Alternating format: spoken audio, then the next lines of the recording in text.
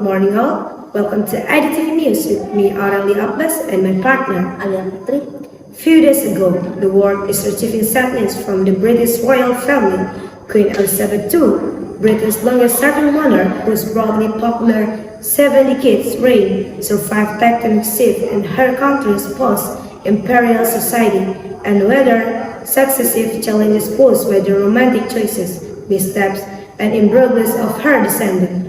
Died on Thursday, 8 September 2022 at Balmoral Castle in Scotland, her summer retreat. But did you know about the plan after the Queen's death? The death of Queen Elizabeth II sets in motion a meticulously choreographed and coordinated procedure for which the palace, the government, and the local authorities and the Queen herself had long planned. Yeah, right. Amid the public mourning, the national grief and the lowering of flags will come a transition of power and national memorializing, known as Operation London Bridge, that will overtake the country's agenda for days and play out potentially for months before the coronation of a new monarch. Yeah, based on this, we will hear the statements of Mrs. Finney Murphy as a professor of British and Commonwealth history at the University of London about this happening event. Okay, we have a colleague at the University of London who interviewed the professor.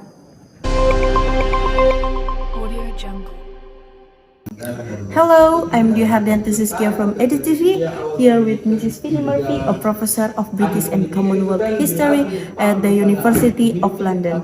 So, I'm in here to show you the statements from her about the Queen's death. So, can we please take a sip? Of course. How's your day, Dwi? I'm good. How about you, Miss? Yeah, I'm good too, but before we talk too much, can we continue the interview? Yes. First, since when is playing on the Queen's death taking place, and how do you think it will affect the British people as a historian? Yeah. From the moment the Queen became monarch, Whitehall started the planning process about what would happen when she died. I think it's going to be an extraordinary psychological dislocation for British people. And by now you've pretty much got to be in your late 70s or 80s to remember when she wasn't on the throne anymore. Oh yeah, for me, we know a lot of it was planned down to the minute, and some things had already fallen into place. When the world learned the Queen's death, her son Charles had already been crowned, and the national anthem will again shift back to The Gods of the King, right? Yes. Yeah, actually, that's what happened in the background.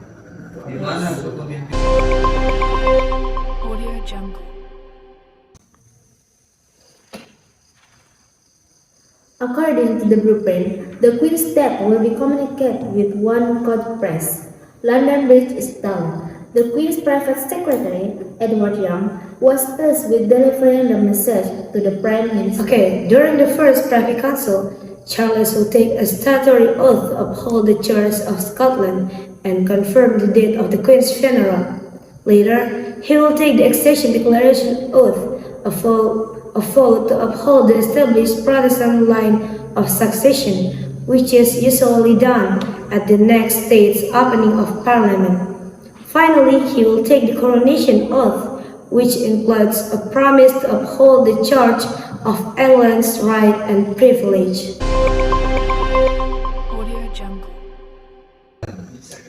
Okay, what do you think the funeral procession will be like, Miss? Actually, no one has sort of dealt with something like this for 70 years, during which time Britain has changed immeasurably, and Britain's place in the world has changed immeasurably.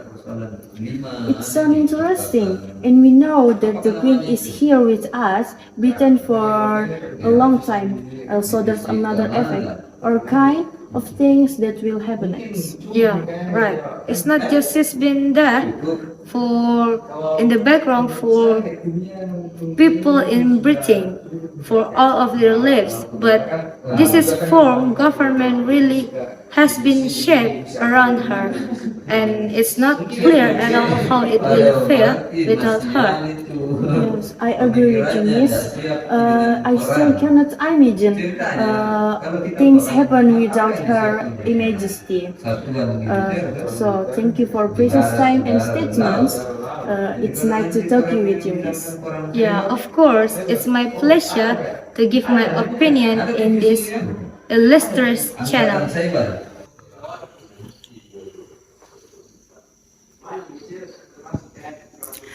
However, the death of a sovereign is a far more consequential loss, and one that has not been felt in 70 years, since the death of Elizabeth's father, King George.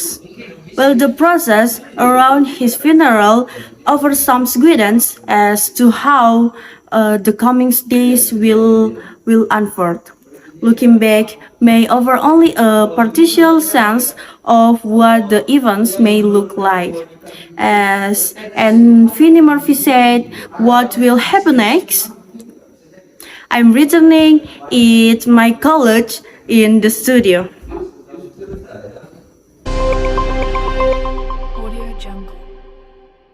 Thank you for the interview. Then this is what we'll expect to happen later. The Queen's coffin is expected to rest in the throne room at Buckingham Palace for 4 days after her death, before being moved in a formal parade to Westminster Hall, where it will lie in state until the funeral. The coffin will be placed on a raised platform draped in regal purple, and tradition dictates that each corner of that platform be guarded around the clock.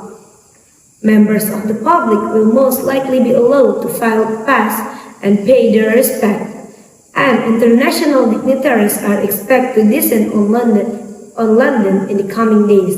The Queen's funeral will be held at Westminster Abbey. Yeah, you're right.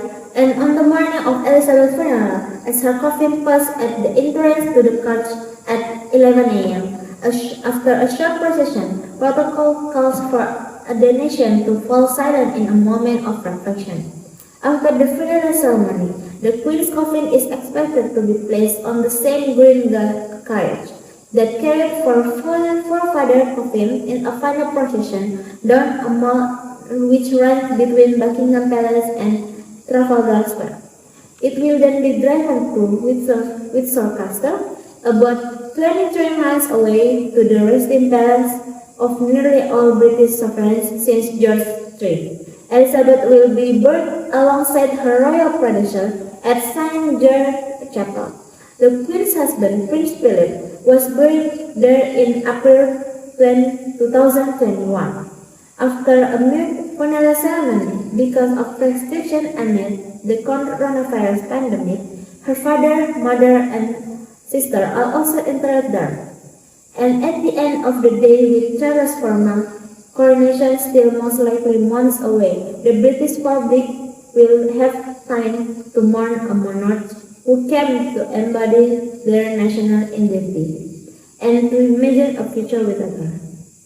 Yeah, it's all of information that I could convey to you today. I'm Aurelia Abbas and Alya Putri, and all the crew of ADATV News program. We are hoping you have a great day ahead. Thank you for being with us.